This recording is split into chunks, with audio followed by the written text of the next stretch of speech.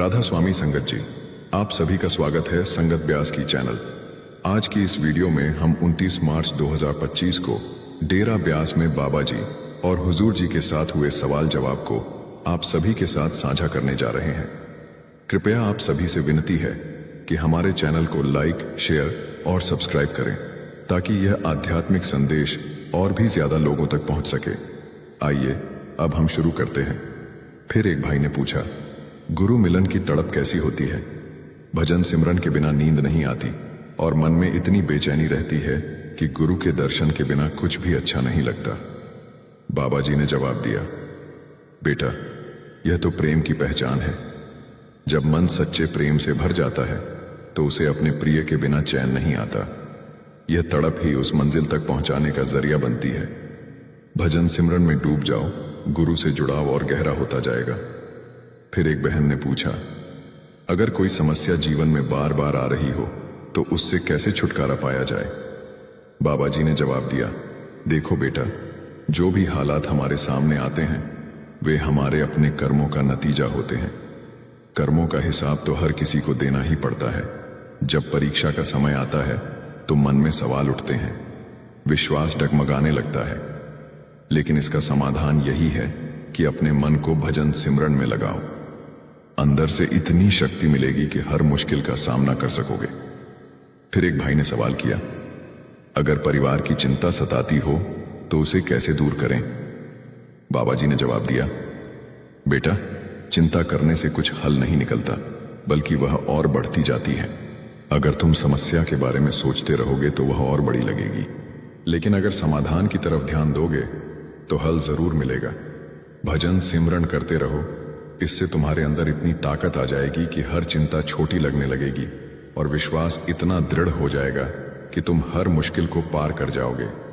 एक बहन ने सवाल किया, बाबा जी, अगर दो छात्र हैं, एक बहुत बुद्धिमान है और दूसरा थोड़ा कमजोर, तो शिक्षक का झुकाव किसकी तरफ ज्यादा होगा?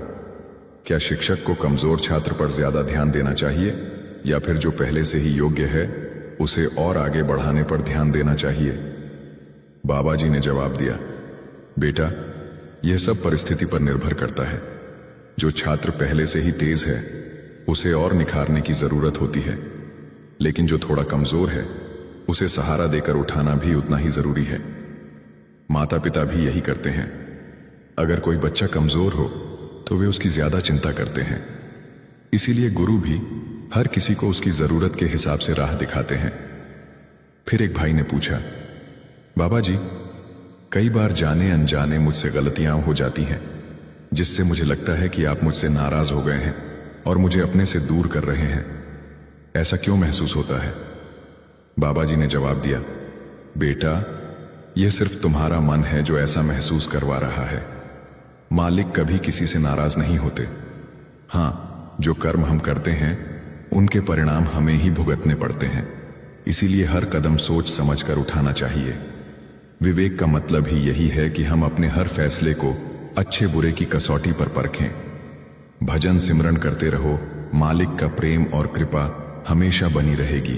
फिर एक भाई ने सवाल किया, बाबा जी, इंसान को अपने वचनों और शपथों का कितना ध्यान रखना चाहिए? क्या यह सच है कि हमें अपने कहे हुए शब्दों की पूरी जिम्मेदारी लेनी चाहिए? बाबा जी ने जवाब दिया, बिल्कुल बेटा, इंसान की पहचान उसके वचनों से ही होती है। जब हम कोई वचन देते हैं तो हमें उसे निभाने का पूरा प्रयास करना चाहिए। जैसे सरकारी नौकर को अपने कर्तव्य निभाने होते हैं, वैसे ही हमें भी अपने जीवन में सच्चाई और ईमानदारी को अपनाना चाहिए। जीवन में कई मुश्किलें आएंगी, लेकिन अगर हम अपने कर्तव्यों के प्रति ईमानदार रहेंगे तो सब कुछ आसान हो जाएगा। मेहनत और सच्चाई ही असली पूंजी होती है। फिर एक भाई ने पूछा, बाबा जी, अगर किसी को उसकी नौकरी की तनख्वाह न मिले या कोई कारोबार नुकसान में चला जाए तो क्या किया जाना चाहिए?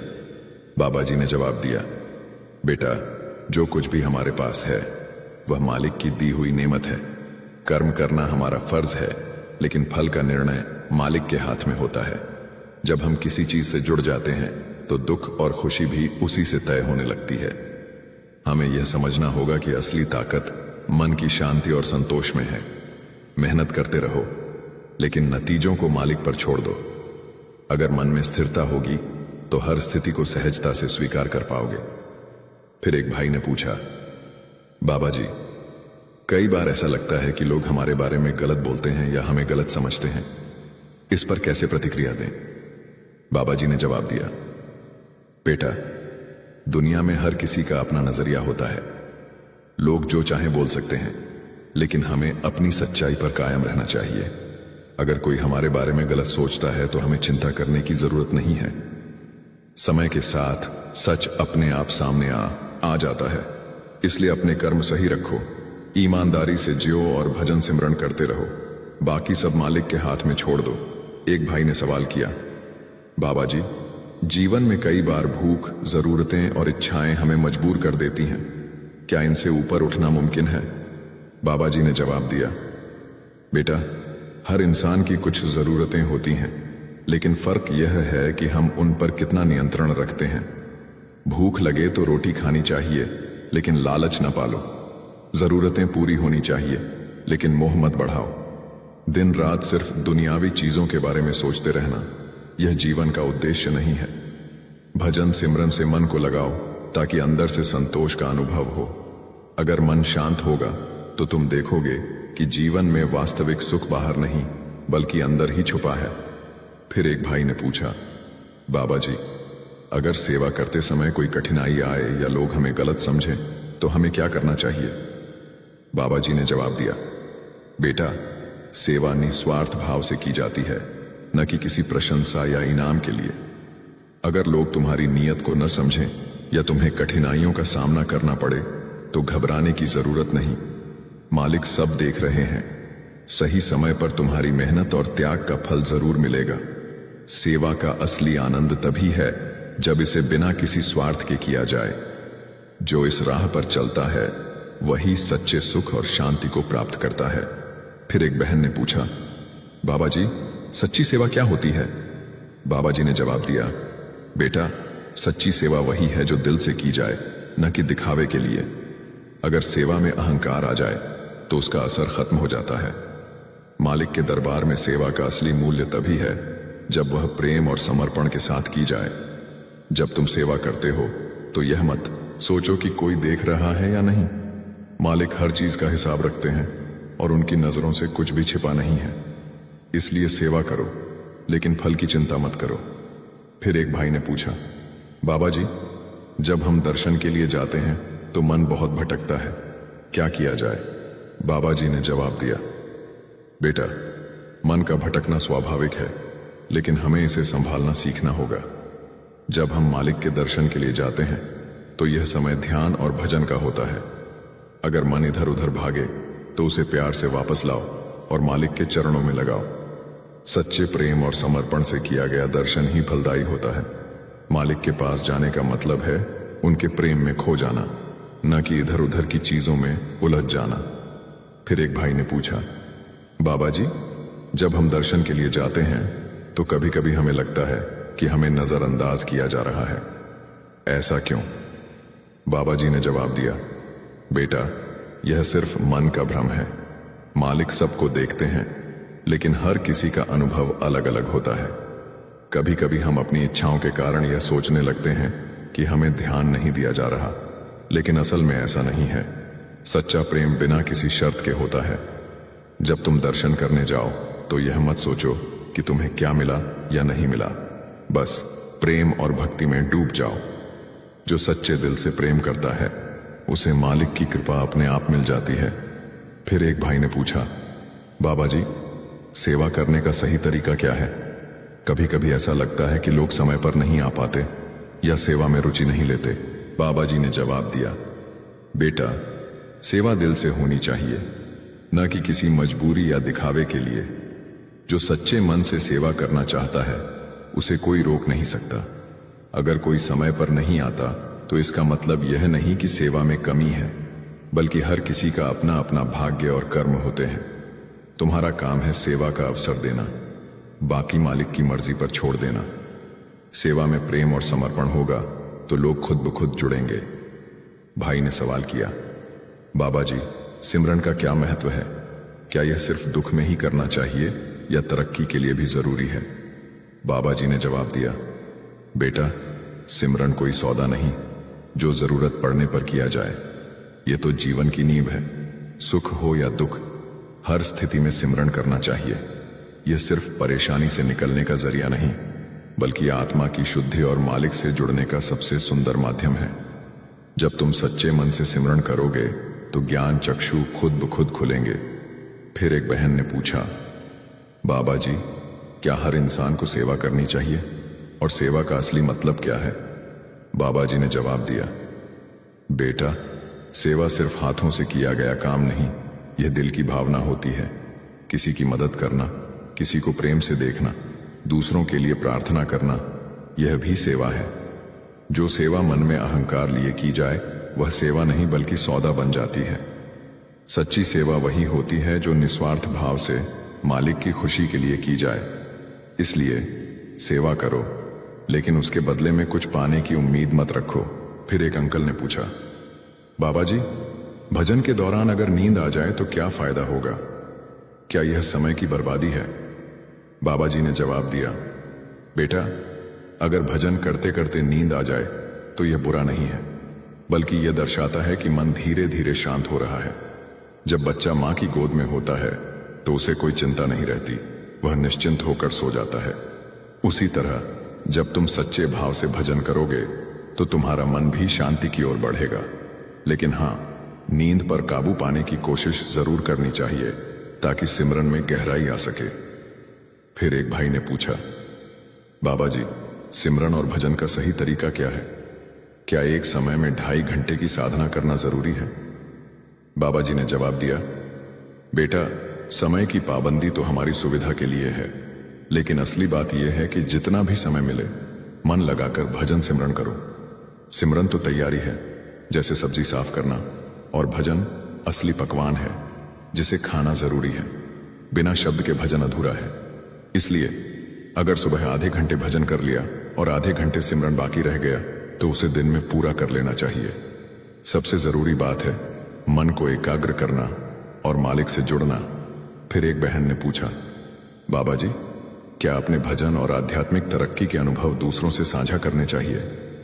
बाबा जी ने जवाब दिया, बेटा, हुजूर महाराज जी कहा करते थे कि आध्यात्मिक तरक्की का अनुभव अपने तक ही रखना चाहिए। यह कोई दिखाने की चीज नहीं, बल्कि खुद को मजबूत करने का साधन है। जैसे भोजन शरीर को ताकत देता है, वैसे ही भजन आत्मा को ऊर्जा देता है। अगर इसे बाहर प्रकट कर दिया तो शक्ति बिखर जाती है। भजन करो, अनुभव लो, लेकिन उसे अपने भीतर ही संजो कर रखो। फिर एक भाई ने पूछा, बाबा जी, जब भी भजन सिमरन करने बैठता हूं तो मन इधर उधर भटकने लगता है, इस पर कैसे काबू पाया जाए? बाबा जी ने जवाब दिया, बेटा, यह तो हर किसी के साथ होता है। मन का स्वभाव ही भटकना है, लेकिन जैसे ही तुम इसे पकड़ने की कोशिश करोगे यह धीरे धीरे काबू में आने लगेगा। सुबह उठकर सोचोगे कि आज सच्चे मन से भजन सिमरन करना है तो धीरे धीरे ध्यान एकाग्र होगा। जब मन स्थिर हो जाएगा तो सच्ची शांति और आनंद का अनुभव होगा। एक भाई फिर पूछने लगा, बाबा जी, सुबह जल्दी उठने की बहुत कोशिश करता हूं, लेकिन नींद के कारण ध्यान ठीक से नहीं लग पाता, इस पर क्या करना चाहिए? बाबा जी ने जवाब दिया, बेटा, नींद और आलस्य तो मन की चालाकी है, जिससे वह तुम्हें भजन सिमरन से दूर रखना चाहता है। सुबह जल्दी उठने की आदत डालो और जब बैठो तो पूरे जोश और श्रद्धा से बैठो। अगर ऊंघ आ रही हो तो थोड़ा चल लो, पानी के छींटे मार लो, लेकिन सिमरन का समय व्यर्थ मत जाने दो। तुम्हारी व्यवस्था तुम्हें खुद बनानी पड़ेगी ताकि तुम इस मार्ग पर पूरी दृढ़ता से चल सको। फिर एक भाई पूछने लगे, बाबा जी, बहुत मेहनत करता हूं, लेकिन कई बार लगता है कि सब बेकार जा रहा है, मन बहुत परेशान रहता है। बाबा जी ने जवाब दिया, बेटा, हर चीज का एक समय होता है। अगर आज मेहनत करोगे तो उसका फल जरूर मिलेगा। बस धैर्य रखो और अपना कर्म करते रहो। सिमरन और सेवा में मन लगाओ, इससे अंदर की बेचैनी दूर होगी। जब हम मालिक के करीब आते हैं तो धीरे धीरे हमारी उलझनें खुद ही हल हो जाती हैं। फिर एक भाई ने सवाल किया, बाबा जी, परिवार की जिम्मेदारियां निभाने के साथ साथ सिमरन और सेवा कैसे करें? बाबा जी ने जवाब दिया, बेटा, परिवार की जिम्मेदारी भी एक सेवा ही है, लेकिन यह मत भूलो कि असली कर्तव्य आत्मा का परमात्मा से जुड़ना है। अपने काम और जिम्मेदारियों को निभाओ, लेकिन दिन में कुछ समय जरूर निकालो जब सिर्फ मालिक को याद किया जाए। यह तुम्हारी आत्मा को शांति देगा और बाकी जिम्मेदारियों को निभाने की ताकत भी। फिर एक बहन पूछने लगी, बाबा जी, पहले के समय में सुहाग की निशानियां बहुत महत्वपूर्ण मानी जाती थीं, लेकिन आज यह सिर्फ एक फैशन बनकर रह गया है। इस पर आपका क्या कहना है? बाबा जी ने जवाब दिया, बेटा, हर चीज का एक मकसद होता है। पुराने समय में सुहाग की निशानियां इसलिए रखी जाती थीं ताकि समाज में एक पहचान बनी रहे, लेकिन अब समय बदल गया है। असली बात यह नहीं कि कोई बिंदी लगाए या ना लगाए, बल्कि यह है कि हम अपने अंदर के सुहाग यानी आत्मा और परमात्मा के रिश्ते को संभाल कर रखें। अगर आत्मा मालिक के चरणों में रहे तो वह कभी विधवा नहीं होगी। बाहरी चीजों से ज्यादा जरूरी है कि हम अंदर से मजबूत बने और अपने सच्चे सुहाग को पहचानें। साथ संगत जी, आज के इस वीडियो में हम एक बेहद खास और भावुक घटना के बारे में बात करेंगे। क्या आप जानते हैं कि ऐसा क्या हुआ था जिससे हुजूर जी की आंखों में आंसू आ गए और बाबा जी ने कैसे उन्हें हिम्मत दी, उनके कंधे पर हाथ रखकर उन्हें संभालने की कोशिश की। ये वो दिन था जब बाबा जी ने हुजूर जी का नाम गद्दी के लिए चुना था। साध संगत जी, आगे बढ़ने से पहले आपसे हाथ जोड़कर विनती करता हूं कि संगत ब्यास की चैनल को जरूर सब्सक्राइब कर लीजिए, ताकि आपको इसी तरह की और भी भावुक और प्रेरणादायक बातें सुनने को मिलती रहें। यह घटना सितंबर 2020 की है। उस दिन बाबा जी ने एक अहम बैठक बुलाई थी जिसमें कई वरिष्ठ लोग शामिल थे। सभी को बुलाया गया, लेकिन उस समय हुजूर जी अपने क्वार्टर में थे। आज तो हुजूर जी कोठी में रहते हैं, लेकिन उस वक्त उन्हें डेरे में एक क्वार्टर मिला हुआ था। बैठक के दौरान जब बाबा जी ने हुजूर जी का नाम गद्दी के लिए लिखवाया, यानी कि वसीयत में दर्ज किया, तो वहां का माहौल अचानक भावुक हो गया। साथ संगत जी, वो एक ऐसा पल था जिसे वहां मौजूद हर कोई ताउम्र भूल नहीं सकता। बैठक में इतना कुछ हो चुका था, लेकिन तब तक हुजूर जी को इस फैसले की कोई जानकारी नहीं थी। उन्हें अब तक बुलाया भी नहीं गया था। जब आखिरकार ये खबर हुजूर जी तक पहुंची कि बाबा जी ने उन्हें अपना उत्तराधिकारी घोषित कर दिया है, तो उन्हें कोठी में बुलाया गया। हालांकि अभी तक हुजूर जी को इस फैसले की गहराई का अंदाजा नहीं था। जब वे अपनी कार में बैठे और कोठी पहुंचे, तो वहां मौजूद लोगों ने उन्हें बताया कि अब उन्हें ये भारी जिम्मेदारी निभानी होगी। जैसे ही ये शब्द हुजूर जी के कानों में पड़े, उनकी आंखें भर आईं। साध संगत जी, ये वो पल था जब सब कुछ बदलने वाला था। बाबा जी ने आगे बढ़कर हुजूर जी के कंधे पर हाथ रखा और उन्हें हिम्मत दी। हुजूर जी की आंखें एकदम नम हो गईं और उनकी आंखों से आंसू बहने लगे। ये बात सुनते ही हुजूर जी चुप से हो गए, जैसे शब्द ही खत्म हो गए हों। जब उनके आंसू गिरने लगे, तो बाबा जी ने आगे बढ़कर उनके कंधे पर हाथ रखा, हल्के से थपथपाया और हिम्मत दी। बाबा जी ने हुजूर जी को गले से लगा लिया, जैसे अपने स्नेह और आशीर्वाद से उन्हें संबल देना चाहते हों। उस पल बाबा जी ने हुजूर जी को ढेर सारा प्यार दिया। और संगत जी, यही वो क्षण था जिसने सबकी आंखें नम कर दी। अब कई लोग सोचते होंगे कि क्या ऐसा सच में हुआ होगा। साध संगत जी, जब किसी को इतनी बड़ी जिम्मेदारी दी जाती है, तो मन के भीतर एक अलग ही भाव उमड़ते हैं। खासकर जब एक शिष्य को यह भी न पता हो कि उनके मुर्शिद ने उनके ऊपर इतनी महान सेवा का भार सौंप दिया है। जब शिष्य को यह पता चलता है कि मालिक ने उन्हें इतनी बड़ी सेवा सौंपी है, तो यह किसी भी सांसारिक उपलब्धि से कहीं ऊपर की बात होती है। संगत जी, यह कोई छोटी बात नहीं, बल्कि बहुत बड़ी सौगात है। संत इस दुनिया में संगत को तारने के लिए आते हैं। संतों को यह दर्जा मिलना कोई साधारण बात नहीं होती। संसार की कोई भी वस्तु, चाहे वह कितनी भी कीमती क्यों ना हो, धन दौलत, हीरे जवाहरात, सोना चांदी या पहाड़ों जितना सोना भी क्यों ना हो, इन सब का संतों की महिमा के आगे कोई मूल्य नहीं है। साध संगत जी, संतों की महिमा अपरंपार है। इसे शब्दों में बयां करना आसान नहीं, क्योंकि उनका दर्जा संसार की हर दौलत और हर पदवी से कहीं ऊंचा होता है। संत मालिक का ही प्रत्यक्ष रूप होते हैं। मालिक और संत में कोई भेद नहीं होता।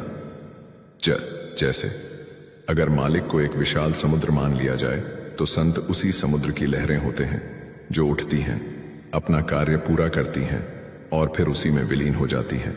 साध संगत जी, संत का दर्जा कोई छोटी मोटी पदवी नहीं होती। यह एक उच्च अवस्था होती है जो केवल मालिक की कृपा से प्राप्त होती है। जब हुजूर जी को इस बारे में पता चला तो यह स्वाभाविक था कि उनकी आंखों में आंसू आ गए। हर कोई भावुक हो जाता है जब इतनी बड़ी जिम्मेदारी किसी के कंधों पर आ जाती है। बाबा जी, जो उनके मुर्शिद भी थे, उन्हें यह जिम्मेदारी सौंप रहे थे, इसलिए यह क्षण और भी अधिक भावुक बन गया। बाबा जी के लिए भी यह एक गहरा अनुभव था। बाबा जी ने आगे बढ़कर हुजूर जी को संभाला, उनके कंधे पर हाथ रखा और शाबाशी दी। उन्होंने उन्हें प्यार से गले लगाया और यह जताया कि मालिक की ओर से उनके लिए यह एक बहुत बड़ी सेवा का अवसर आया है। साध संगत जी, उस समय की एक तस्वीर भी काफी वायरल हुई थी जब हुजूर जी को गद्दी के लिए चुना गया था। अगर उस तस्वीर को ध्यान से देखा जाए तो उसमें भी हुजूर जी की आंखें हल्की सी नम दिखती हैं। यह स्वाभाविक था, क्योंकि जब उन्हें इस जिम्मेदारी का एहसास हुआ तो वे कुछ दिनों तक गुमसुम से रहे। ऐसा कहा जाता है कि जब हुजूर जी को गद्दी का हुक्म मिला तो 2-3 दिनों तक उनकी गाड़ी कोठी के बाहर ही खड़ी रही। वे इस बात को गहराई से महसूस कर रहे थे कि उनके साथ क्या हुआ। उन्हीं दिनों बाबा जी ने उन्हें गले लगाया, भरपूर प्यार दिया और इस सेवा को निभाने के लिए हिम्मत भी दी। और अब अगर हम देखें तो हुजूर जी पूरी तरह से इस सेवा में जुट चुके हैं। बाबा जी का जो भी हुक्म होता है उसे वे उसी तरह निभाते चले जाते हैं। कई लोग सोचते होंगे कि बल्ले बल्ले का क्या अर्थ है।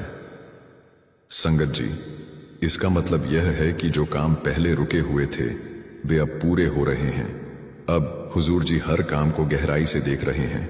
वे सेवादारों से राय मशवरा करते हैं और जिन कामों को अब तक पूरा नहीं किया गया था उन्हें आगे बढ़ा रहे हैं। बाबा जी पहले कभी देश कभी विदेश हर समय बहुत व्यस्त रहते थे, लेकिन अब हुजूर जी ने इस सेवा को पूरी तरह से संभाल लिया है और अपनी जिम्मेदारियों को बखूबी निभा रहे हैं।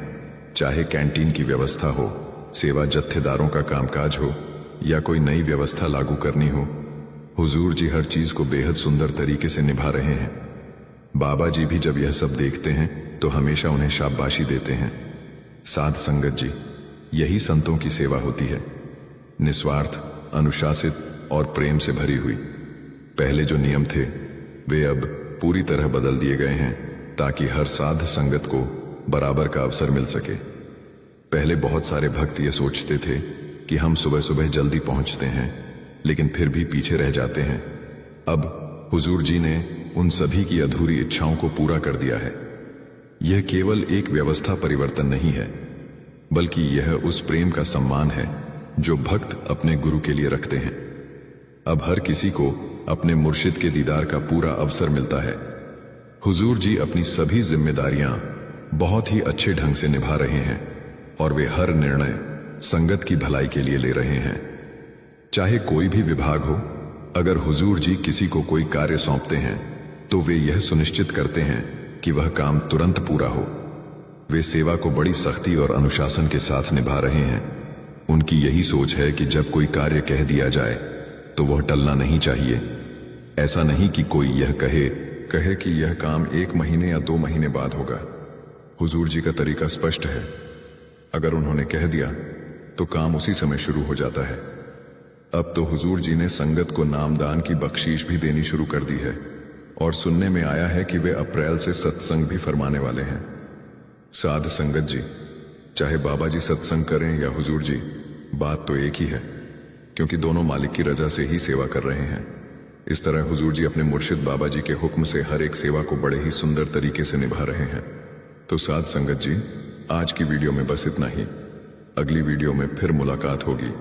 अगर आपको यह वीडियो अच्छी लगी हो तो इसे लाइक और शेयर जरूर करें, और जो संगत पहली बार हमारे चैनल संगत ब्यास की पर आई है वे चैनल को सब्सक्राइब जरूर कर लें।